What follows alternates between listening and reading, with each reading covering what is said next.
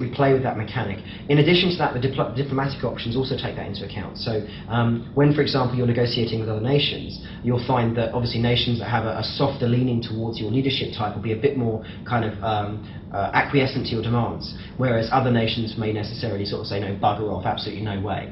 And the diplomatic side of things has changed as well to reflect more of that Europe.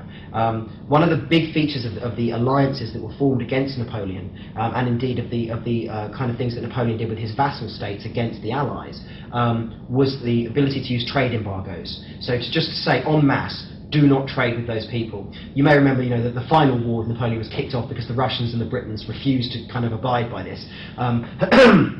So eventually the Russians began trading with Britain and everything else, and and the whole thing kind of kicked off. Essentially, with this, the diplomatic angles, you can now actually request other nations that they embargo trade against a given party. So you can kind of create a sanction-style situation and isolate your enemies in terms of economy as well. So there's a number of things we've done to kind of more accurately reflect the politics of the period, as well as the military side. How much emphasis have you given the power of the church?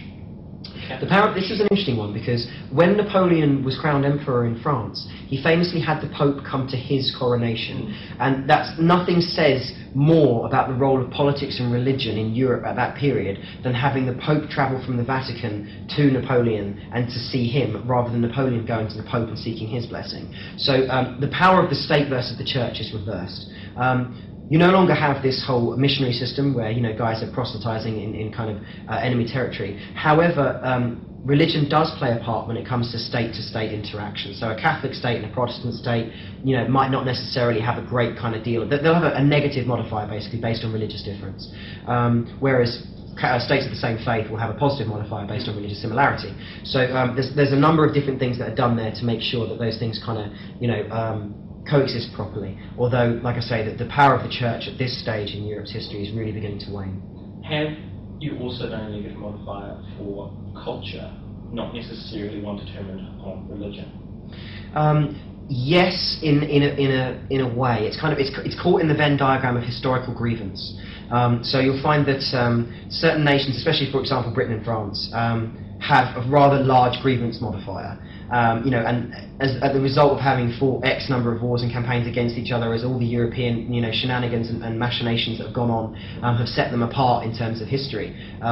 In that sense, that acts as a cultural modifier, because your history defines your culture, and your history with other nations defines your culture as your own identity. You are defined by the actions of others, and so as a result, you'll get nations defining their culture against and for each other based on historical grievance. That sounds great, because one of the best things that our readers have liked about the other Total War series has been that kind of invisible wall that's existed halfway through the Mediterranean, between the Moorish states and the more European ones. So that's going to continue. That's going to continue. I mean, in Napoleon's case, it's much more political. Obviously, the revolution is very new in Napoleon's time, and obviously when he takes his first command in Italy, it's a very, very new thing. It kicks off, and he takes charge of this post-revolutionary army and stuff. He's now living in a France where a man can get by on his ability as well as his connections and his birth. So in that sense, it's republicanism that's the big force. It's this new political movement in Europe. Not unlike many years later when communism springs up, and it's suddenly like that's the boogeyman of Europe politically. The same thing happens with France in this juncture. We seem to have canvassed most of the differences between Empire and Napoleon, but are there any that you'd specifically like to mention, just in terms of the mechanics of the gameplay map? Yeah, sure. Campaign map, sorry.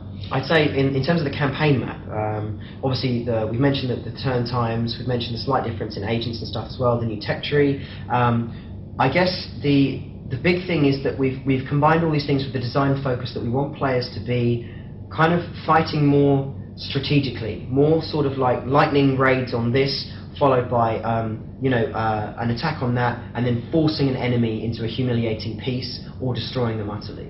So that level of Napoleonic warfare, where he would fight 2 or 3 times against a whole nation and then go, right, that's that, you make peace with me now because I've destroyed your armies in the field, and they would. That's a slight difference to the way Total War's always been done, because it's always been about total war, which is utterly destroy your enemy and colonize them. Whereas Napoleonic Europe is slightly different. It's about defeating enemies and creating humiliating pieces, turning them into vassal states against your future enemies.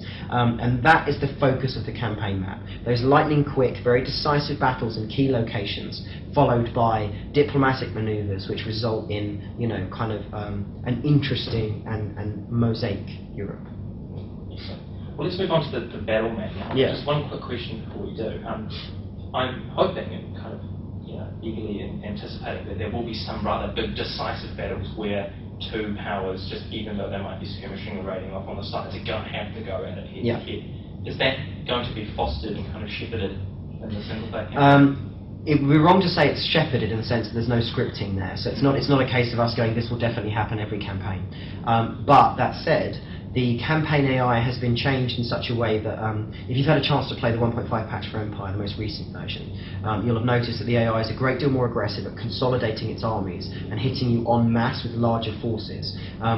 With the economic changes in Napoleon, meaning that armies are a little bit more precious and the creation of them is a bit more difficult, even large nation states that have access to fairly significant funds will create and assimilate sort of 2 or 3 key major forces, and it will bring them together as large forces. So you will find you'll get situations where, because the AI has kind of conglomerated its forces into larger stacks, and it can only afford, say, 2 or 3 of these at any given juncture because of the new 2-week economic system, and it's being aggressive with them, yes, you will find that you get to occasions where, okay, this is it, this is the standoff, where you'll say to yourself, if I break the enemy's back in this engagement, then I can destroy them on the next. Because you know that tipping point where you say, if I win this battle, I'm winning the war. And that situation does occur in Napoleon 2 or 3 times, in relation to different factions. Because, like I say, the way the AI works, it will create armies, it will be aggressive with the armies and seek to check your moves and conquer your territory, and it will bring those armies together. So in so doing, you fight 2 or 3 places in the way that you do it, you'll find that you can actually kind of make those things occur. Because every gamer, if they're pretending to be Napoleon in this game, is going to want to have their own version of Waterloo. Yeah, I mean, you can play Waterloo as a historical scenario. Yeah. So all of Napoleon's historical battles are available as an entirely separate gameplay mode. So if you want, you can go through them as a timeline, literally just playing the historical battles, like one after the other, no campaign involved at all. And Waterloo is unlocked at the end of the final Grand European campaign, should you wish. Even if you've changed the conditions of that entirely, should you wish to be the ultimate Napoleon, to go in, play that, and reverse the history that happened.